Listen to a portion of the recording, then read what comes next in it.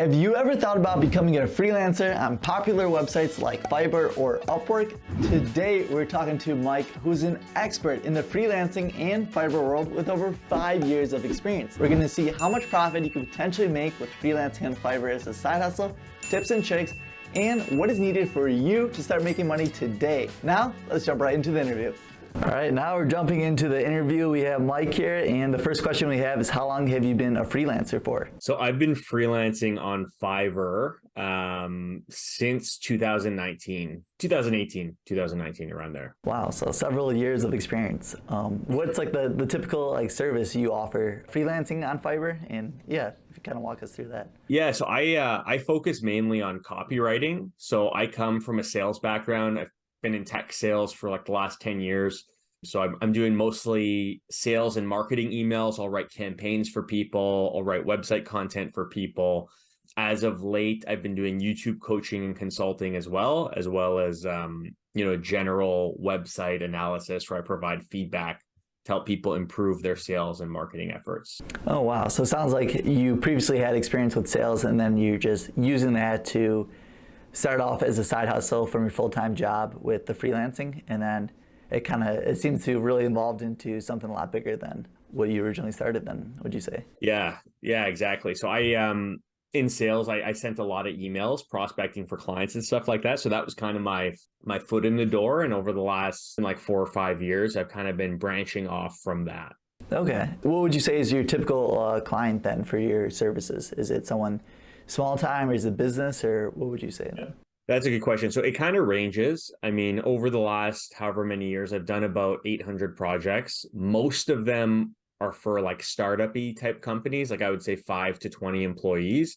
Occasionally, I'll get a mid-market, we'll call it a mid-market size company with hundreds of employees where a director of a department is looking to get some work outsourced, but it's mainly startups and small businesses. Okay. And then are these clients repeat customers usually, or is it typically just one-off and then on to the next customer? Yeah, so I would say probably the majority of my business are one-off, due to the nature of a lot of these businesses are just pure startups, solopreneurs that are reaching out to outsource stuff. The sad reality is some of them probably don't survive. But I do have a lot of repeat clients. Typically, they're clients that are selling a product or service that requires new marketing collateral, new email campaigns throughout the year, and they'll bring me on to create whatever it is, whether it's a seasonal campaign or just something that's a little bit refreshed. Okay. And then where do you go about finding your clients? You mentioned Fiverr, but do you use any other websites? So Fiverr, as it stands, is currently my primary source of business, but I have done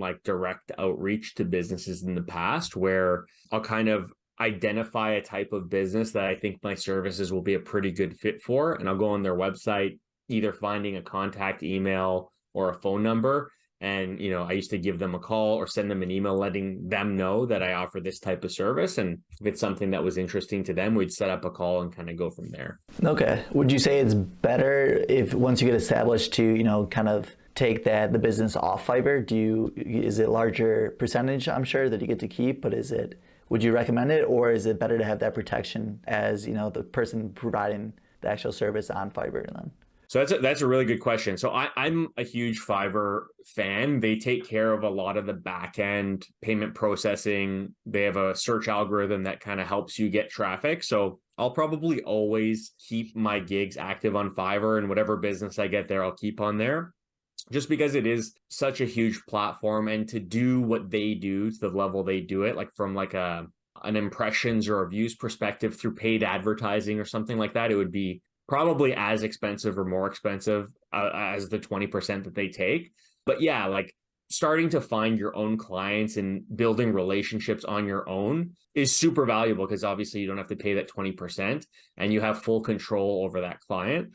But I do both, and that's something I recommend a lot on my channel as well. I don't think it makes sense to just pick one lane and stick to it. Obviously do what works and lean into that, but having different sources of revenue and lead flow is important. Okay. Yeah, I think that's a great tip. Especially, I think a lot of people don't, think of all the benefits you get with Fiverr. Like you're talking about the advertising. If you were to do that on your own, who knows how much you'd be paying. And that's another thing you have to worry about. Mm-hmm. What about if you're starting out and you want to put your gig on Fiverr? What do you need in order to get started?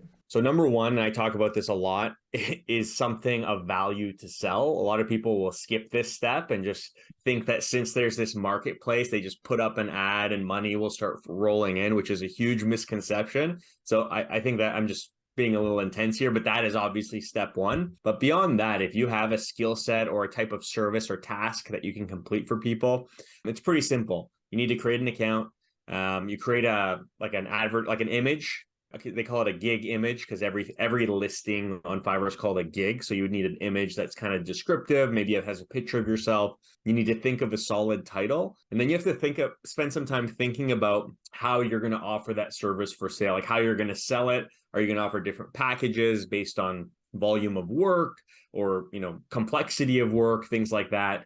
Figure out your pricing so that when you're ready to go, you have everything you need to create a nice polished gig listing that represents your services accurately and also has pricing set up in a way where you're not going to get a project and realize you way underpriced yourself and you're kind of now not looking forward to completing something. So I think doing that is probably all you need to get started. And then once you start getting like a bit of order flow coming in and you see what the experiences are like with the types of customers you're getting, you can obviously tweak things as you go along, and that's probably a good idea.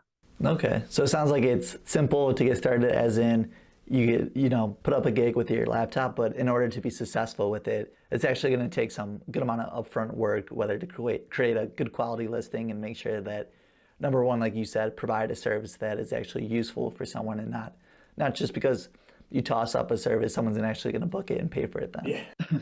Yeah. So that you put it in great words. Like, it's super easy to create a gig listing on Fiverr and get started, but you should put some time into making it something that's actually going to be impactful. Otherwise, who's going to select you, right? Exactly. Yeah. Especially if you want this side hustle or even to turn into a full-time job to, last a while, you're going to have good professional services that you can provide to someone. Exactly. Why would you say that you picked freelancing instead of all the other side hustles out there? That's an amazing question. So I didn't. Over the last 15 years, I've done a ton of side hustles. Like I've gone to auctions and bought stuff that I sold at flea markets. I've sold my friends' old clothes on consignment. I was like an amateur pro poker player. I thought I was going to do that full time. Wow. I ran a bunch of different blogs. Like I did one on cars. I was really interested in cars. I did one on poker where I would teach people how to play micro stakes. I did one on soccer called The Big Lewandowski. It's like kind of like a play on The Big Lebowski, very popular movie. So I've done a lot of side hustles, if I'm being honest. Some were moderately successful. Most failed. Like I used to hustle tickets, like concert tickets, before StubHub existed. Like me and my friends would take all of our credit cards and our parents' credit cards and buy like 20 tickets to the Red Hot Chili Peppers and then scalp them if we could. So I was really like a big side hustler before I knew it was a side hustle. I was just trying to make money however I could. And freelancing and Fiverr came around at a time where I was at a point where I was going well in my career and I just bought a house, condo, needed some cash for mortgage and life and this and that. And I didn't want to really just switch my career. So I started doing stuff on the side based on the skills I'd learned in my career, and it stuck and it's been going great, and it evolved into YouTube as well. And yeah, so it's just kind of luck. Like through process of elimination, I've tried so many things. Freelancing and like video creation stuff ended up being the things that I resonated most with me at this point in my life. Yeah, that's a pretty cool story. Would you say too that all the different side hustles that you try, kind of helped you to where you are today with like providing, a professional service to, your clients? So it's like maybe it takes into account the risk when playing cards or flipping tickets to understand that there's like a business opportunity there. So totally. Yeah. I mean, I think the number one thing that it's given me is like my BS meter has gone through the roof. Like I was a young, naive guy when I was younger. I did a lot of stuff that required like huge investment up front, like huge relative to like a 16-year-old's income. But yeah, trying stuff was huge for me. And like, I talk about this all the time with my friends or people who watch my stuff. It's like, I don't regret any of it, because if you don't try something, you don't know whether that's the thing or what the next thing would be. So I love that I tried all these things, and I'm very grateful and fortunate for it, because it's gotten me to a point where me, my fiance, my family, I'm able to like pay for stuff and live a good life. And that's kind of what it's all about. Yeah, definitely. Yeah, I think that's great to hear. And I feel like from trying out all the different side hustles, you realize, what your skills are, and then what complements them, what side hustle really goes with it. And it seems like you found something where your work, you were really able to hone in on these skills, and now you're able to offer those to other clients. So it's cool that it just works together. What about going back to your actual listings now on Fiverr? What would you say is like, or how would you go about bidding your projects, and what's like the average price per project? Yeah, so I'll start just up by talking about my gigs where I offer emails for sale, where I'm actually copywriting emails and subject lines. So I have a price for single emails, which at this point in time is $100. And then a package of 3 is $270, and a package of 5 is $400. So the way I got to that pricing over the years is I'm just offering volume discounts for people who are willing to commit upfront to me writing a longer sequence for them. But I started at $5. So when I first started on the site, I realized that reviews and ratings were really valuable to my ability to grow this business. So I was writing $5 emails. Sometimes I would write multiple emails for $5 just to get ratings. And over the years, I've just gradually pulled the prices up to the point that made the most sense for the level of value I'm currently able to provide and what people are willing to pay for that value, where right now I'm in a pretty happy medium. Like it's pretty balanced with the type of clients I want to work with. Okay, so yeah, it sounds like you have to start off, charging basically anything to get the review, and then once you establish your account and have positive reviews, people know how good of a service you provide, you can increase your price over time. Okay. 100%, yeah. All right, and then going off of like charging per price, I know one of the big questions we're going to get is how much money can you make in a day and in a month with freelancing? So that's a hard question. So you could make $0 in a day. I have a lot of days where I make $0, especially now. I'm at a point where my prices are kind of like a premium price. So I'm not getting orders every day anymore, but I'm getting larger orders less frequently. So you could go like over the last 3 or 4 years, my average monthly income is probably like 2.5 grand per month. So whatever that works out to daily, my average order value is about $130. And my biggest month ever, I think, was like $4,200. This is me, and I'll put a little caveat here. I do this totally part-time. This is a true side hustle for me. The whole time I've had a full-time job, I probably spend 2 to 4 hours a week on Fiverr. So for me, that's excellent. And there have been months, especially as I was creeping my prices up, where the order volume was getting crazy and I would up the prices to control it. So I personally know people who make $30,000 a month doing whatever, copywriting, video editing, video spokesperson stuff. And then there's people who make $100 per month just because that's what they're happy making. So it really is a huge range, and it depends on obviously your skill set and the value you can provide, but also your bandwidth and how much you want to work. Like Fiverr has like 4 million active buyers. So there's like a huge pool of potential business. Yeah. Yeah, I think that was all great points. I think especially that you're saying how much time you put in a week. I feel like if you wanted to, it sounds like you could really scale this up, take on more clients. But for you, it is truly a side hustle. And then you can kind of limit it, like you said, how much clients you take in by charging more or less, depending if you want to take more. So I think that's a great tip, and some great insight too, that it's basically up to who's ever watching this video, like what they want to make of it. Does this want to replace your full-time job, or is it part-time, something for spending money? So yeah, I think that's and one point before your next question, to what you just said, is this something that can replace your full-time job? It is, but it's totally up to you and whether you make that happen. Like I kind of alluded to this earlier, you're not just going to create a gig and you're going to get $10,000 of orders every month.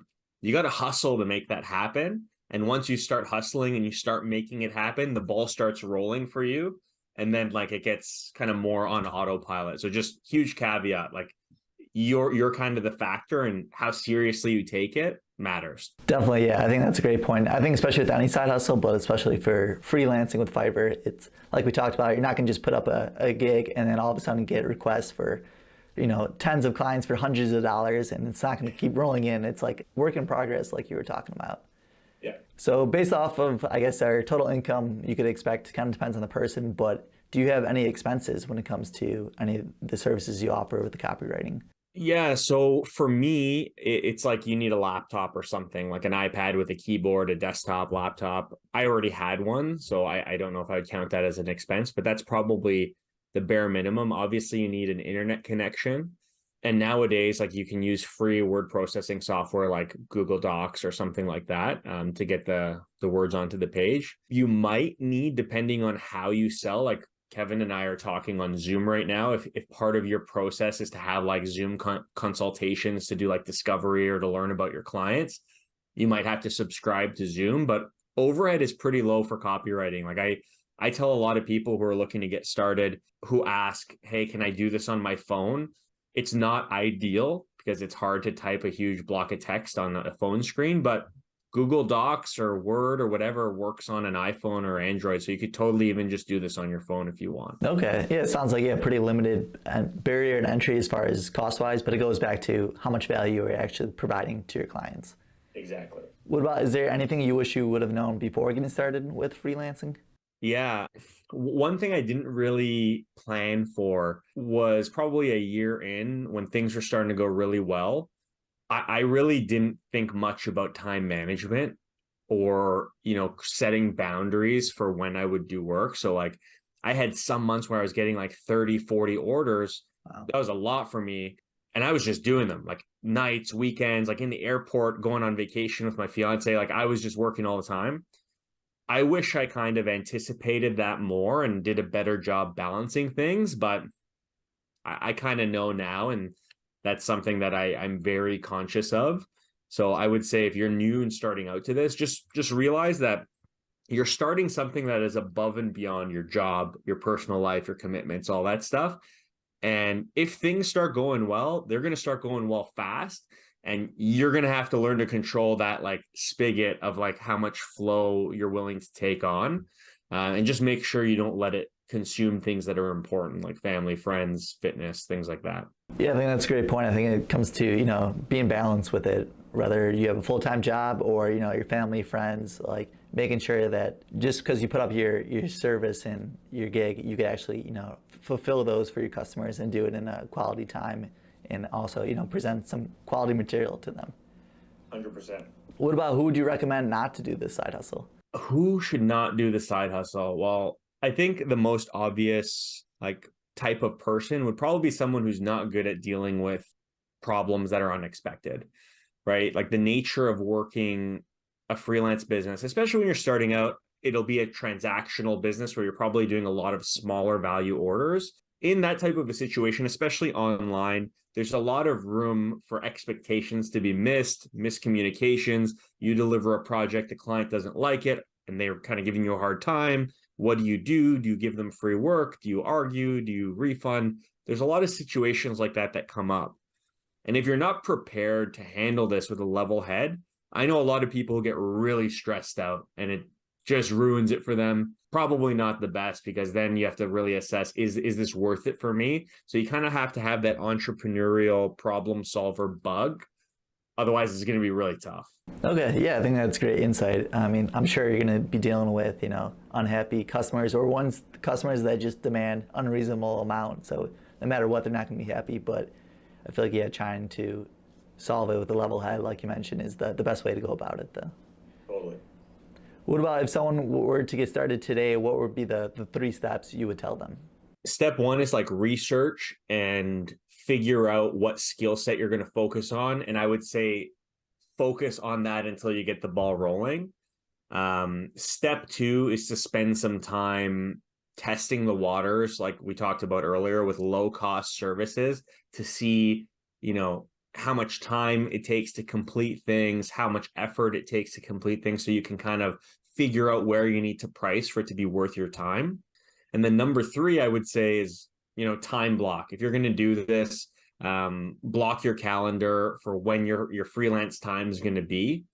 That way, once you've done all the table stake stuff, like creating images and descriptions and all that, you have a framework built that can really help you succeed. Okay, yeah, I think that's great tips. And yeah, I think especially blocking out time, especially if you want to use this as something to scale, I think it's, making sure that you have the time to put in it every day or every week, whatever you decide. Totally, yeah. And then like work backwards from there. Like don't bite off more than you can chew if you've allocated a certain number of hours to something. Okay. What about for someone who's, starting a new account? Do you have any tips for them to, maybe get their first service? It sounds like you could lower the price to initially get reviews, but what about like the actual listing, pictures, or putting a video? Do you have any overall tips? Yeah, I would totally recommend you do put pictures, you do put a video, preferably with yourself in it, just to differentiate from like all the others out there that are just using stock footage. Like that's the best way, is to be personable, show that you're a human, things like that. I would also spend time studying what your best competition is doing. Like Fiverr is really easy to filter accounts based on reviews or relevancy and things like that. Take a look at what other people doing what you're doing are doing. Don't like rip them off, but see what works. See, how they're pricing their services, who they're targeting, and kind of use that to form an opinion of what you should do for yourself. And that'll probably save you a lot of time. Yeah, that's a great tip right there. I think it goes back to your previous point of, making sure to do the research about, your listing, and then also the competition. And yeah, and you really want to stand out. That way you could really, get booked by your clients. Totally. So I have another question here. I know ChatGPT has been all over the news. I want to hear your take from someone who's an expert at freelancing and Fiverr. Do you think that's something you could use within your writing, or do you think that's something that's very obvious for potential customers? So it's funny. I actually have like a video script that I've been working on all day today, where I'm comparing what it can do versus what I do, and like giving a fair analysis over it. But it's a tough question because it depends on who's using it. Right? Like I've tested it out a bunch. It's super cool. Like everyone and their mother's making videos about it. And it's cool. It's powerful. But it depends, right? Like if you're just in need of a tool that can help you write something, like in my case, I'm a copywriter. I do sales and marketing emails. If you're someone who doesn't speak English very well, you're targeting a US market or a Canadian market or an English speaking market, and you need emails written or text written to help sell something or describe something, amazing tool for you, because it's probably going to do way better job than you can. If you're kind of a little bit more established, you're selling a competitive product in a competitive market, and people are used to getting a lot of email spam or solicitation requests, it's probably not the best, because it's not personalized. It's a robot. It doesn't have that human understanding of like what people want, what makes people tick. And I think that's what makes a lot of good marketing copy so effective. So I think it depends on you and what you're capable of, depends on what your goal is. If you're just a high volume email marketer and you don't care about conversion rate because you're sending it to 10 million people, random email addresses, just spray and pray, great. It's great for you. It'll save you some time. But if you're kind of selling a high value service or product, and the people you're selling to are getting sold to a lot by other companies, you could use it as a tool for generating ideas, I think, pretty effectively. But a lot of people are talking about it replacing writers. I just don't see that being the case for a while. Okay. Yeah, I think that's some great insight. Yeah, I was very curious, especially with all of your years of experience. So yeah, it's good to hear. But yeah, just kind of wrapping everything up, I think we definitely learned a lot, especially myself. But any final tips for someone who's looking to, get started today? Yeah, I mean, after watching a video like this, my number one piece of advice is to just shut your computer and go start planning and starting it, because procrastination is like the killer of all progress. And, you just got to start at some point, right? So I think Kevin covered a lot of amazing questions in this video. There's a lot of resources online. Once you've decided you want to do it, just do it, start, and figure it out from there. And that's the best way to go, I think. Yeah, I think that's a great tip. I think a lot of people, over plan or do too much research, but I'm a firm believer, though, you get, the best kind of experience hands-on and actually testing it out for yourself. Yeah, totally agree. But yeah, that was all of our questions. I want to thank you for, taking the time today. And if anyone's interested in, learning more about freelancing or Fiverr, we're going to have your YouTube channel down below. So if anyone wants to check that out. But yeah, thank you for taking the time. I really do appreciate it. Cool. Take it easy, man. All right. Take care. Thanks. Bye. All right.